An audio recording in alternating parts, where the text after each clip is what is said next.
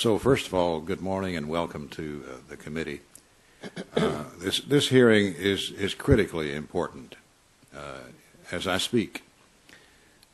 This week, our national defense will face serious and dangerous sequestration cuts, as well as potentially damaging constraints if the current DoD funding structure is simply extended for the remainder of the fiscal year.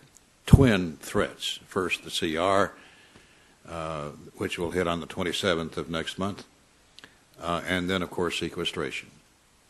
But today, I want to focus your attention, if you will, on the CR and what you need for the balance of this year, whether it's a date change only CR, or whether it's incorporating the bill, the defense bill, and the Milcon VA bill that passed the House overwhelmingly and was agreed to by the Senate, bipartisan agreement.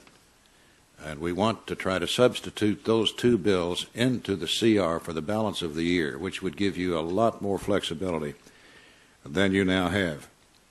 It's not within this committee's power to solve sequestration at this time. It is within our jurisdiction to try and help loosen the chains and allow the department some funding flexibility in order to do its best with what it has. To this end, 2 weeks ago, as the chairman said, I proposed a plan to craft a continuing resolution for the entire government that would include a full-year defense appropriations bill. These two individual bills, as I said, has bipartisan support.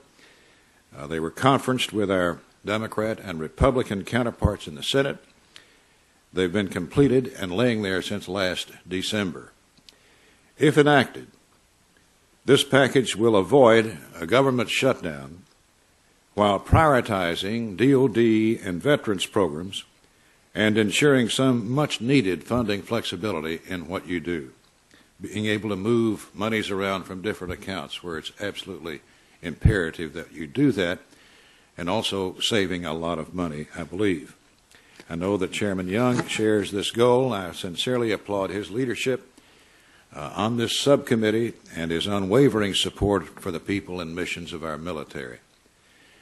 It's crucial that the committee receive the best information possible regarding DoD's funding challenges under both sequestration and a CR, and we wanted to hear that directly from you. And I want to welcome each of you to this storied room. For several of you, this is your first time testifying before this subcommittee. We look forward to hearing directly from you, hopefully now unshackled from OMB's gag order. I don't have to tell you that the members of this subcommittee know that you come representing thousands of our fine servicemen and women and their families. We must begin by acknowledging their service, dedication, sacrifice to the country that we live in, and we reaffirm our commitment to providing them with the tools, training, and support necessary to carry out vital security missions throughout the world. It is under that yoke of responsibility that our nation and our government face unprecedented fiscal challenges, particularly for the Department of Defense. Like many of my colleagues, I believe sequestration is both terrible politics and terrible policy. It will have a devastating effect on important programs and services, most notably taking its toll on our servicemen and women and our defense capability. The President's sequestration approach represents a haphazard, negligent, and indiscriminate approach to governing, an abdication of leadership, if you will. As you men know, leadership is about making choices, tough choices. Sequestration is about not making choices. I had hoped our Commander-in-Chief would have put forward an acceptable alternative to this near-term disaster, but we're all still waiting. Last year, the House voted twice to resist these across-the-board cuts, only to have the White House criticize and disparage. These cuts will gravely impair the Defense Department's mission capabilities, troop training, equipment and supply lines, research and development efforts, and our overall readiness. Today, it's my hope that we can have an honest and open dialogue to discuss the very real impacts of the pending sequestration, exactly where cuts will occur, and the forced steps the military is taking to mitigate these effects.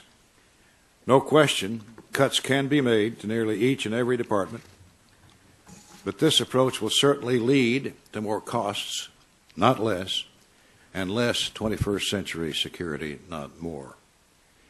Secondly, the Department of Defense is wrestling with the possibility of a year-long continuing resolution. As I said before, while final decisions have not been made, I am proposing to include both the completed defense and MILCON Veterans Conference reports in a CR agreement for the balance of the government, for the balance of the year, in order to protect critical functions of our defense and help ensure our country's safety in these very uncertain times.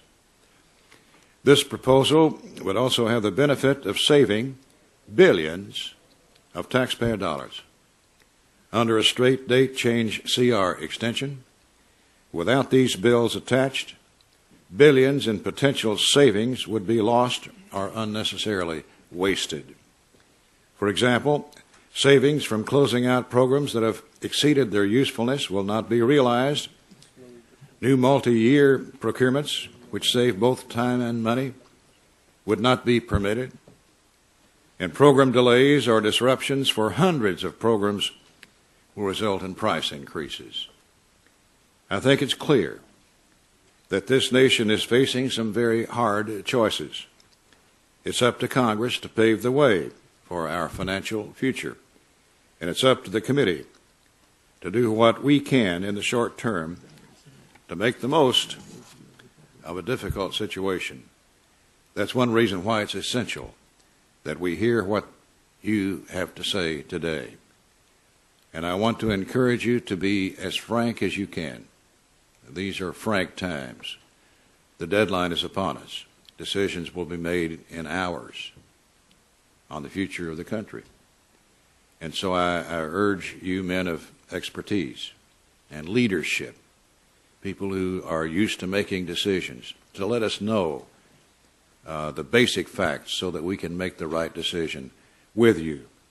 So, Mr. Chairman, on to the business at hand. I know this is slightly unorthodox, but I do have to leave shortly. I can stay for some time. But I want to be sure that we get the answer to the following question from each of you. Yes or no? Would you say that it's critical that Congress pass a full-year defense appropriations bill for fiscal 13? So when it comes time for the answer, Mr. Chairman, I would hope that we could hear. Could I even ask for a hand right now? Yeah, they're ready to take it right now. That's fine. It's your time. Well, let me ask the question then, General. Yes, Chairman. Yes, Chairman. Yes, Chairman. Yes, Chairman. Yes, Chairman. You're saying to me that it's critical to the nation's defense that we pass the CR with the House and Senate passed appropriations bill for DOD MILCON veterans. Is that correct? Yes, sir. Yes, sir, that's correct. Yes, sir. Yes, sir. Yes, sir. Mr. Chairman, I thank you. I'll be able to carry this conversation we've just had into the meeting with leadership in just a few minutes.